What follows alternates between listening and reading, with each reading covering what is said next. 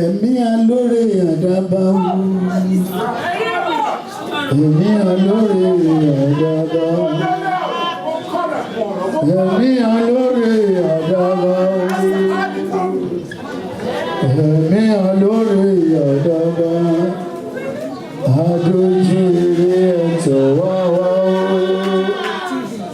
ẹ̀mí alóore ẹ̀mí alóore àdàbà ẹ̀mí alóore àdàbà ẹ̀mí alóore àdàbà ẹ̀mí alóore àdàbà àdójú ire ẹ̀tọ́ wá wá ẹ̀mí alóore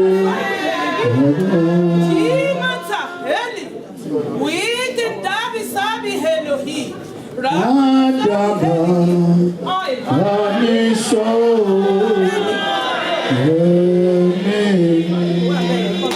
Shall we rise?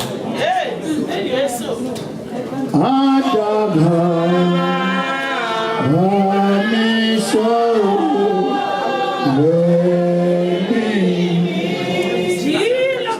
àdàbà ni o.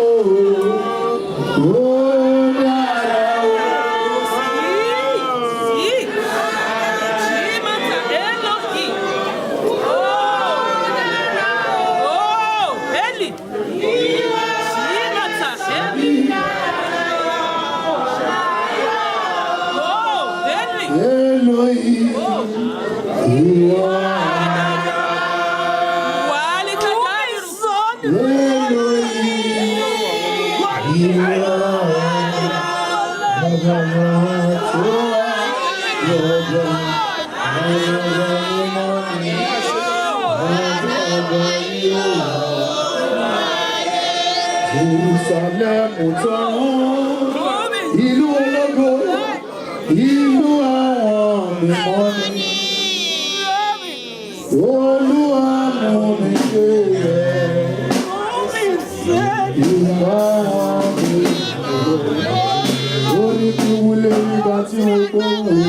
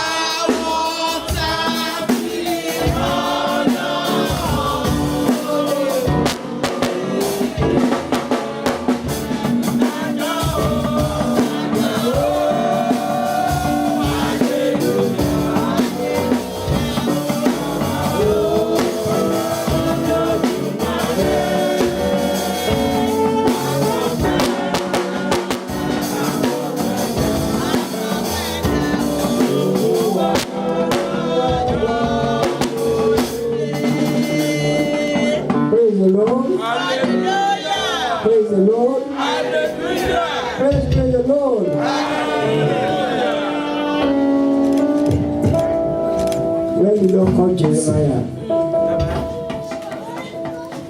he was protesting.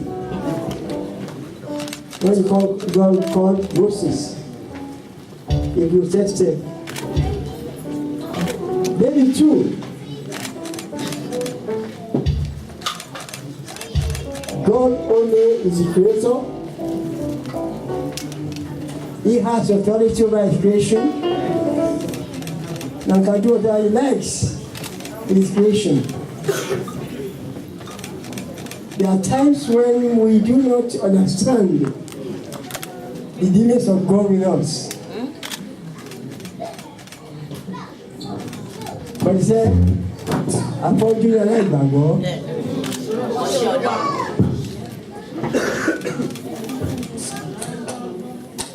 What we need when we are called by God is to have faith in Him, is to trust Him. Because the moment you are called, you are no more the owner of yourself. You belong to God. You've got to try and listen to Him, because He's always there to guide and guide you. And as long as you follow His guidance, you can never go wrong. Amen. I was telling you when I was coming my day, I met my brother over there. We were just talking. He was telling me how things went on with him long time ago. I said, you don't say anything at all. Because I came here hoping to this country, hoping to come and spend about 3 or 4 weeks with my siblings who are studying here. But as God will have it, I got the natural guidance from where I never expected to get it. I was sent to get deal because of my, so I said, not my fault, but it was my fault as well. I left the ministry to go and do business. And for that, I got real punishment. And that punishment came with me from Africa to here. I was sick, but I couldn't find anything wrong with me. From home, I've been sick for some time, but they couldn't find anything wrong with me. I came here, they couldn't find anything wrong with me. When they overdosed me at night to sleep in the hospital, when the matron comes around at 3 o'clock, she will meet me writing or doing something. Today also I think it's okay, all right. We send you, go convalescent in Dean Kent. And I went. And one day I was going to the beach, the seaside. And I was hearing some singing. I said, oh, I want to do what I peeped in, I saw it was a church. And they were in service. So I said, okay, I should go inside. The people in the altar said, no, don't come here. Then I told her to go back because they're all white. This was in 1962. So I turned back to go. He said, no, don't go. All right. They please wait there. When I finished singing, then the other, there are 2 people in the other, 1 man and a woman. He said, come, brother, come. I went there and said, my brother, what talisman have you got on you? I said, talisman? How do you have talisman? He said, no. Don't be angry. What I'm asking you is that if you are coming, as you are coming in, you have interested in people there. I said, why? He said, because you are surrounded by thousands of warriors. She called them warriors. Holding gun and arrow and everything. So if you are coming that way, you shall be just let people. Then he said, what has got on you? I said, nothing. They took my pen.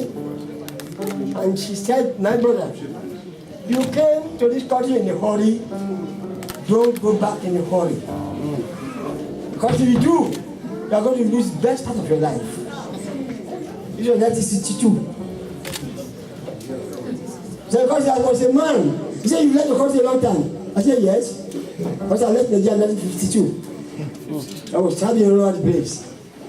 They said, it's an old man that is taken from place to place. And he said, I have to take you to many places where parents can hear a dream of big pain. I don't understand what you were saying anyway. But I'm telling you, 4 weeks has turned about 50 years now. And what we are talking about is that when I got here, I came here with the child certificate from Conakry. Went to Moscow and got me. Not the country and this other place, Spain and so. And They say if you go to England, go and get your passport. Yes, sir. I got a passport. I tell you, in 1962, I did not get my passport until 1977. They just come and throw it to the letterbox. And I used to start for people to get their own passport. Why? Because God wants to tie me down here. So that's why I tend to tell you that you are no more yourself. You belong to Christ. You have to listen to his dictate, his instructions, his guidelines. Only in that. Don't listen to man. Don't listen to woman. Because your allegiance is not to man or woman. It's so God who creates you. Yes, sir. It's not at the day present somebody, that's why I called you. And as you have answered the call today, you have answered so many calls because they call me a prophetess. That's the call by itself. But God wants to give you a specific duty. That's why you are inaugurating yourself as something else today. And He who has called you, by His grace, He make a covenant with you. Because if you are called without the covenant, you are not called. God always make covenant with people He calls. And once you have that covenant, you are going to abide by it. You are not in competition with anybody. Yes, sir. Yes, sir. Okay? Exactly. You are not in competition with anybody. Your calling is different. Your calling is special. Then, sir. The Lord Almighty will establish you. Amen. You will not fall by the wayside. Amen. The Spirit will always guide you. Amen. Whatever you do, you will never fail. Amen. By His grace, His glory and honor will be upon you. Amen. And His Spirit will direct you. Amen.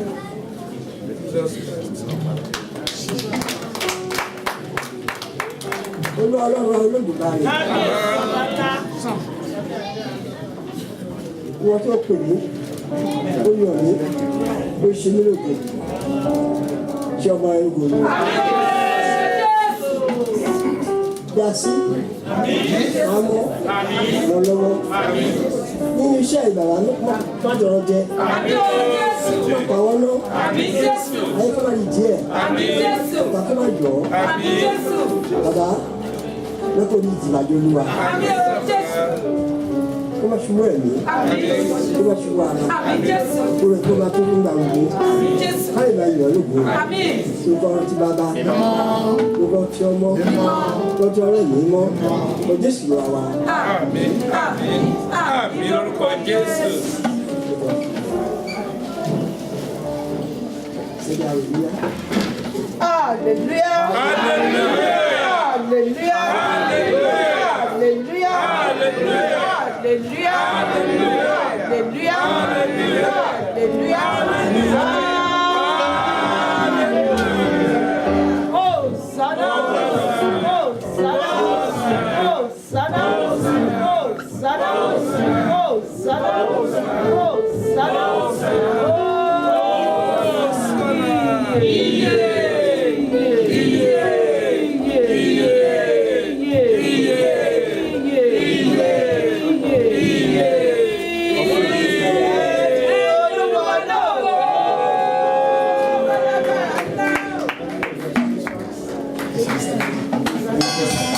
So ẹjọ́ gbogbo tá a bá fẹ́ fi ránṣẹ́ yìí lọ́wọ́ jẹ́ ká máa mú bọ̀ má fi pa orí o má sọ̀rọ̀ sí má gbàdúrà sí ṣá máa mú bọ̀ má dúró lé gbogbo owó tó bá fẹ́ fi ránṣẹ́ yìí lọ́wọ́ máa bọ̀ wá fọwọ́ ara ẹ̀ jù síbí má gbàdúrà sí ṣá máa mú bọ̀ má fi ra orí má fi ra ẹsẹ̀ every offering you want to sow into this ministry, please let us come forward, bring it.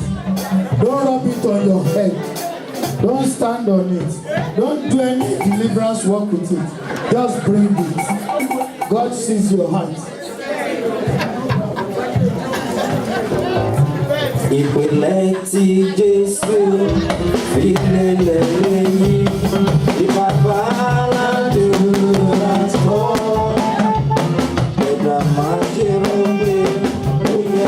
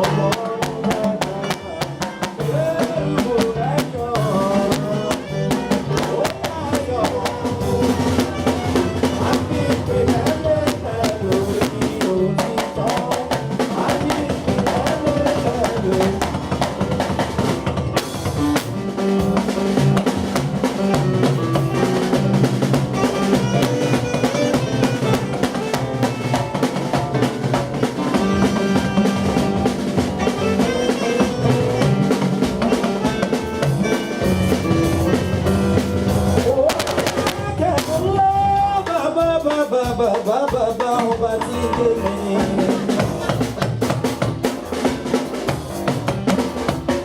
Àròjọ ọmọ mi wí, àròjọ ọmọ mi dá, àròjọ ọmọ mi fi Olúwa. Àròjọ ọmọ mo ṣe, orí mọ́lá mi, ẹ̀dá mi ò ní ìrìn.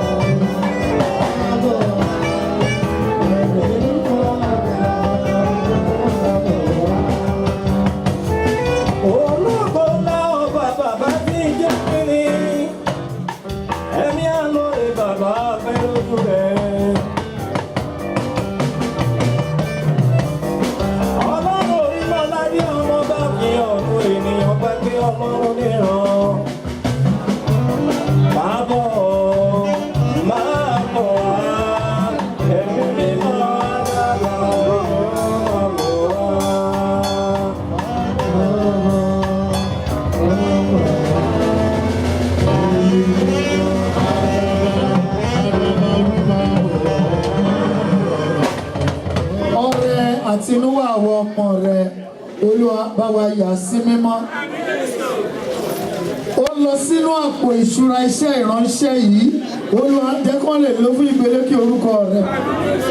Gbogbo orí tó ṣe yìí Olúwa fi ọ̀pọ̀ rọ́pò fún wa. Àwa tá a ní tá a fẹ́ ṣe jẹ́ kí ẹ̀mí ṣíṣe kó wọnú wa. Àwa tá a fẹ́ ṣe tá a ní Olúwa ẹ pèsè fún àìní wa.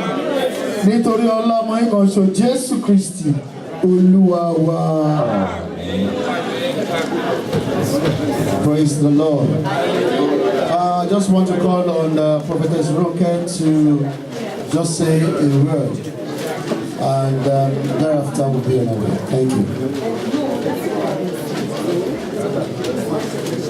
Praise the Lord. Praise the Lord. Praise the Lord. I thank everyone that's left their home to come here today. You have come to honor the Lord that lives in me. And I pray that the Lord that lives in me continue to be with you and guide you. Amen. As in all the words that's been said today, especially a lot of the words that's been said by my father George and my daddy Abiola. Everyone has a call, everyone is called, everyone is chosen, but there is a call that is different from calls. I know there is a lot of outreaches that turns to ministry, but this outreach is not a ministry. I'm not called to start a church. I'm called to fill in the gap. I do not know what to say, but I don't know, I'm going to mix English and Yoruba. Ẹni tó bá mọ̀ mí mọ̀ wípé kò síbi tẹ́ pè mí sí tí mi ò ní dé. Ṣùgbọ́n Olúwa pè mí, ó ní ẹsẹ̀ tí mo fi ń káàkiri yẹn, ó ní kí n fi lọ jí ìrere o. Ó ní I should fill in the gap. And I asked him that I'm already filling in the gap because I hold a lot of things. He said that is not what he called me to do. He said go and outreach to children that do not have.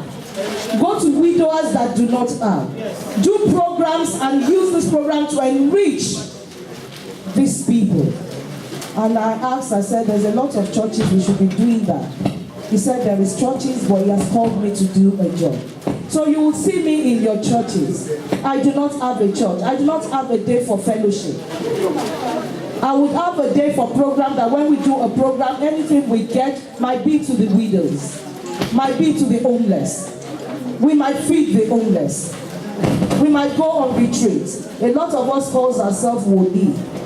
Tabagba with 40 days.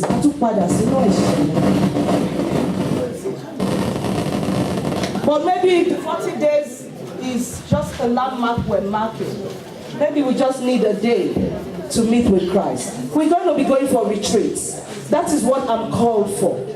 So lè rí pẹpẹ sì lè rí pé mo pè yín pé Tuesday dé ẹ wá bá mi. Yes, it's Tuesday because I asked God why he chose Tuesday. Mo ní ọjọ́ ìṣẹ́gun ó ní kò sóhun tó béèrè tí mi ò ní ṣe fún ẹ. And that is why I've chosen the day. But do not think next week I'm calling you. I'm going to go by what the Spirit of the Lord tells me. I know that people will be giving me messages, but as my fathers have said, I need to listen. I have walked through leaders. I give respect to the late Shomefon. I started from him. And I remembered when Daddy baptized me in my mind and he said, you will do my work. I was saying in my mind, do my work again. And he said back to me, only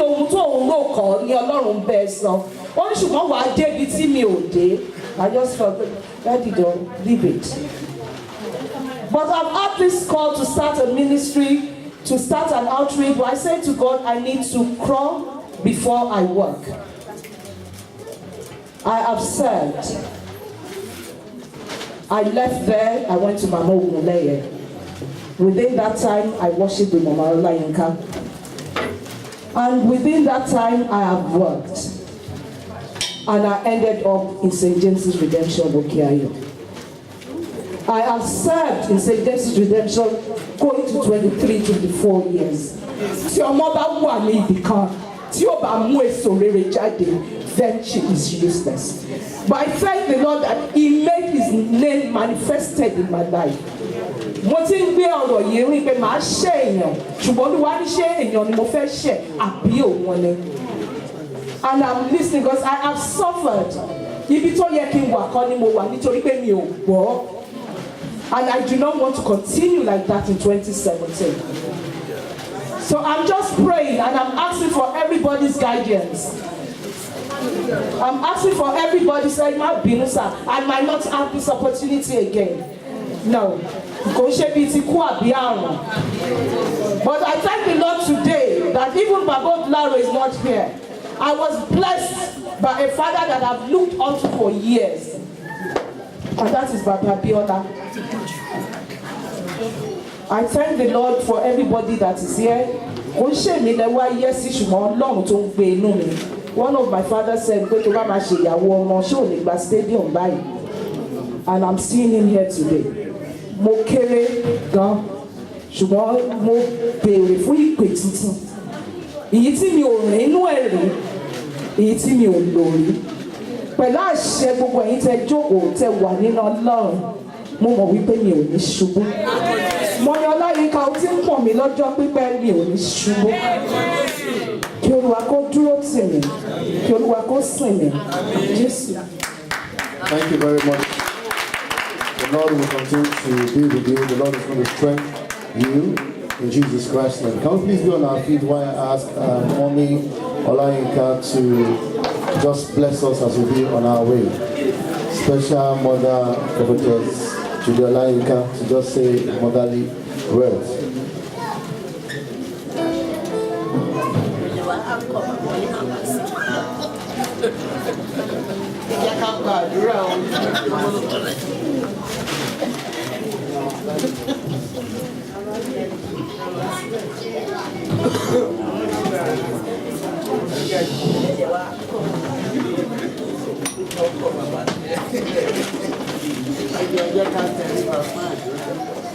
Ó dùn mí pé mi ò mọ̀ òyìnbó sọ. Wọ́n sọ fún mi. Àmọ́ mo júbà bàbá Abíọ́lá. Ó ní kí n máa lè ṣòro. Olóhùn wà lẹ́yìn ojú. Èmi jábọ́ lẹ́yìn. Ẹ kó wa jẹ ẹ̀fẹ́ ká.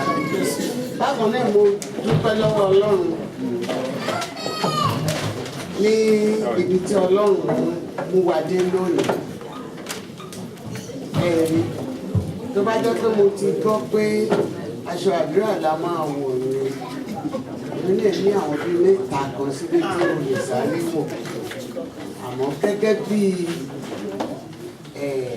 nǹkan tí wọ́n sọ fún mi, wá ní wíjà jẹ́tìmí náà farahàn bí ọmọ Yorùbá bẹ́ẹ̀ tí ẹ lè gbọ́ èdè mi ṣùgbọ́n Ọlọ́run gbọ́ gbogbo ẹ̀ ẹ̀jẹ̀ ká gbàdúrà. Mo fi àsìkò yìí gẹ́gẹ́ bí ìránṣẹ́ rẹ gẹ́gẹ́ bí ẹni tó tẹríba fún àwọn tó wà níwájú àwa tẹríba níbi ìtẹ́ rẹ Ọlọ́run gbọ́ àdúrà wa. Mo yìn ọ́ lógo Ọlọ́run, mo gbé ọ ga gẹ́gẹ́ bí ọmọ rẹ, gẹ́gẹ́ bí ẹni tó pè, gẹ́gẹ́ bí ẹni tó ṣe lógo. Mi ò mọ̀ pé mo lè di ọjọ́ òní, síbẹ̀síbẹ̀ ó ní kí n máa tẹ̀síwájú. O wá wò bí mo ṣe ń hùwà, o wá wò bí mo ṣe ń sọ̀rọ̀. Ní gbogbo rẹ̀ Ọlọ́run ojoojúmọ́ ló ń tọ́jú mi. Ọ̀pọ̀ ẹgbẹ́ mi ti kú, ọ̀pọ̀ ẹgbẹ́ mi ṣe rádaràda kiri. Mi ò fi yọ̀ wọ́n, mo fi ń yìn ọ́ ní Ọlọ́run gbọ́ ọpẹ́ mi o. Lónìí Olúwa Ọlọ́run àgbáyé àti kóra wájọ àti gbọ́ ọ̀rọ̀ rẹ. Ọ̀pọ̀lọpọ̀ la kọ́ ẹ̀kọ́ lónìí nípa ọ̀rọ̀ rẹ Ọlọ́run. Ó ti rà wá padà, ó ti sọ wá di ọmọ rẹ. Ọlọ́run òun tó máa lé wa lẹ́yìn ẹ má jẹ́ ó dé bá wa. Ẹ bá mi ṣàmì dáadáa. Ní tèmi o, gẹ́gẹ́ bí arákùnrin ìṣesàn ìjọsí ó ní kó jẹ́ èmi àti ará ilé ìwé Olúwa làwọn ó máa sìn. Àwọn ará ilé wa náà rí Ọlọ́run torí pé o ti dá wa lọ́lá lónìí. Ó wá fi ayọ̀ kún ọkàn wa lórí ọmọ wa tí a bí. Ó sọ àwọn bàbá tó wà níbí tó ti bí òun, ó sọ àwa ìyá tó ti wà níbí tó ti bí òun. Síbẹ̀síbẹ̀ Ọlọ́run ó ní tóun bá ṣerú nǹkan báyìí ó ní màmá ẹ gbọ́dọ̀ wà níbẹ̀. Mo wá dúpẹ́ Ọlọ́run pé gbogbo wa ló pè a sì jẹ́ ìpè náà. Ìpè wa náà má jẹ́ ó di rádaràda. Torí àwa mọ̀ pé ìwọ ni Ọlọ́run, kò sí ẹlòmíràn. Ẹ̀rí bàbá wa kọrin kan lẹ́ẹ̀kan. Ó ní a lè rí ẹni tó lè padà nígbà tí ó bá ń ṣe iṣẹ́ òkú rẹ̀. Ọmọ rẹ ti bẹ̀rẹ̀ lónìí Ọlọ́run. Bàbá wa kejì sọ lẹ́ẹ̀kan, wọ́n ló ń ṣe márèèjì lọ́wọ́ báyìí. Ó dẹ̀ ti wá fẹ́ lọ́la báyìí Ọlọ́run ó máa lọ sí honeymoon rẹ̀. Bó ṣe ń lọ Ọlọ́run máa tẹ̀lé. Fọ̀nà hàn ó Ọlọ́run, má jẹ́ ó ṣìnà. Ohun tó fẹ́ má jẹ́ ó dáwọ́lé. Ibi tó fẹ́ kó rìn má jẹ́ ó rìn bẹ̀. Orí wọn ní ṣé wọn ò sí bẹ̀ ni. Àwọn àgbààgbà wà níbẹ̀ gbà tó ń ṣe. Ọ̀tọ̀ lẹ́lòmíràn máa lọ gbé sọ́ńtà lọ́la. Ọlọ́run àgbáyé ó tún fẹnu ara ẹ̀ sọ. Ó ní tó ní kò ń ṣe. Ọlọ́run mi, ìwọ ni ọba tó ń tìyàn lẹ́yìn tí kì í tìyàn lójú. Àti ṣe bó ṣe wí àyè bẹ síbẹ̀, àyè tó kù Ọlọ́run bá mi fi ràn ọ́ lọ́wọ́. Bá mi dúró tì í o, má jẹ́ ó jábọ́ o, má jẹ́ ó kì í wà o. Tabarẹ́ni náà tó ní òun pọ́n jù lọ, òun kàn ń tẹ̀sítì ẹ̀ ní. Ọlọ́run mi ò gba ọmọ rẹ lọ́wọ́ rẹ̀. Jẹ́ kó rántí èyí tó ń sọ fún wa lónìí pé Olúwa fẹ́ràn wa jù wọ́n lọ. Ọlọ́run ṣe bẹ́ẹ̀ fún gbogbo àwọn bàbá wa tó wá mi ò tó láti gbàdúrà fún wọn, ṣùgbọ́n gẹ́gẹ́ bí àyè tí ẹ fi mí sí Ọlọ́run, mo wá ń gbàdúrà náà kíkankíkan. Bọ́n ṣe ń kó wa jẹ, bí wọ́n ṣe ń kó wa lọ, táwa náà ń wò wọ́n, tá a fẹ́ máa fi ẹsẹ̀ tẹ ibi tán bá fi ẹsẹ̀ tẹ̀, má jẹ́ wọn ó ṣì tẹ Ọlọ́run. Gbàdúrà fún wa. Àwa ń lọ lé wa báyìí Ọlọ́run. Ó wá kù wọ àti Rónkẹ́ Akínbísẹ́yìn. Lójú àlá máa bá mi jà fún. Lójú ìran máa bá mi jà fún. Ó sọ lẹ́ẹ̀kan ní gbogbo àdúrà tá a bá gbà fún òun má ṣìṣe. Má jẹ́ ó ṣìṣe olórí rẹ̀. Má jẹ́ ó ṣe ẹsẹ̀ gbé. Ló ti wá Ọlọ́run. Àwọn tó wọ́n nífẹ̀ẹ́ wọn. Olùwàyé Ọlọ́run mo bẹ̀ ọ́ tó bá tiẹ̀ ní ẹran ìkórìíra tó wà láyé ẹ̀ tàbí wà lára ẹ̀ torí ọ̀rọ̀ rẹ tá a gbọ́ lónìí Ọlọ́run bá mi wẹ̀ ẹ́ mọ́ o. Ìsun mi tó wà tó kún fún ẹ̀jẹ̀ rẹ tó ń wẹ ní mọ́ tó sọ pé ká bọ́ ẹ̀wù èérí wa ká bọ́ kúrò kó lè sọ wá di tuntun. Ọlọ́run nínú àánú rẹ gbogbo àwọn ẹ̀wù èérí wọ̀nyí Ọlọ́run bá bọ́ kúrò lára èkéní kò gbọdọ̀ bínú mọ́. Ọlọ́run ohun tó jọ bí ìbínú bá mi mú kúrò láyé ẹ̀ ó bá lè ṣeé ṣe kó lè yìn ọ́ lógo jẹ́ kó rí bẹ́ẹ̀ Ọlọ́run gbàdúrà fún wa à ń lọ lé wa báyìí Ọlọ́run máa sìn wá lọ ìwọ ni Alpha àti Omega síwájú kó o kẹ́yìn fún wa má jẹ́ àṣírí o nígbà bá délé iná má jẹ́ ó gbalé wa lọ́wọ́ ohun tí kò yẹ má jẹ́ ó bá wa pàdé má jẹ́ akọlù má yẹ kí ènìyàn kọlù wa mú wa borí ìṣòro a ó máa yìn ọ́ a ó máa gbé ọ̀gá ní orúkọ Bàbá ní orúkọ Ọmọ ní orúkọ Ọlọ́run ẹ̀mí mímọ́ ní orúkọ Jésù Kristi Olúwa wa.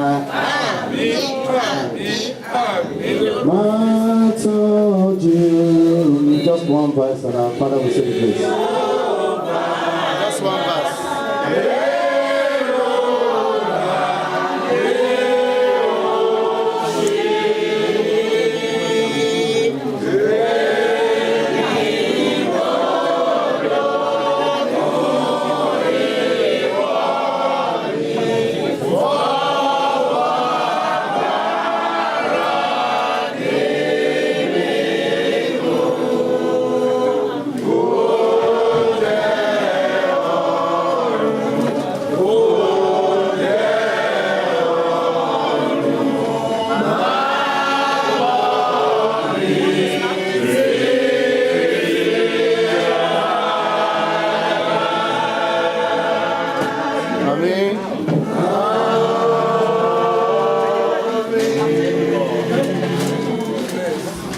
Now we have come to the end of this occasion, but we must not live here without talking to our Father. Roke has got her own calling today. You might be here, you don't know what your calling is. Or you need a new spiritual guidance from the Lord God Almighty. Or you need the strength and support of your Creator. Yes. Talk to Him for free grace. Let Him hear your voice. Let Him know that you depend wholly and solely on Him and trust Him for all things. He is able to look after you. He is able to guide, strengthen, and uphold you. He is able to keep you safe. But sometimes when you get something free, we don't appreciate it. That's why God always like us to talk to Him ourselves, not people pray for us. But we put our supplement, our supplication before Him. We are all His children, and He is our Father.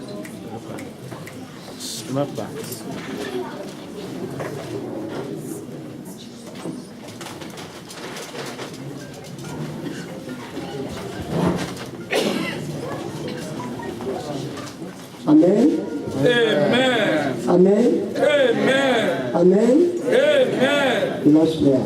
Father, who art in heaven, hallowed be thy name. Thy kingdom come. Give us this day our daily bread, and forgive us our trespasses, as we forgive those that trespass against us. And lead us not into temptation, but deliver us from evil. For thine is the kingdom, the power, and the glory forever. Amen. May the grace of our Lord Jesus Christ, the love love of God, and the Holy Spirit rest in among us now and forevermore. Amen. And amen. Let us shout 3 thunderous hallelujah. Hallelujah. Hallelujah. Hallelujah. May the Lord be with us in Jesus Christ's name. Thank you for coming. May the Lord continue to honor us. In Jesus' name. Good night.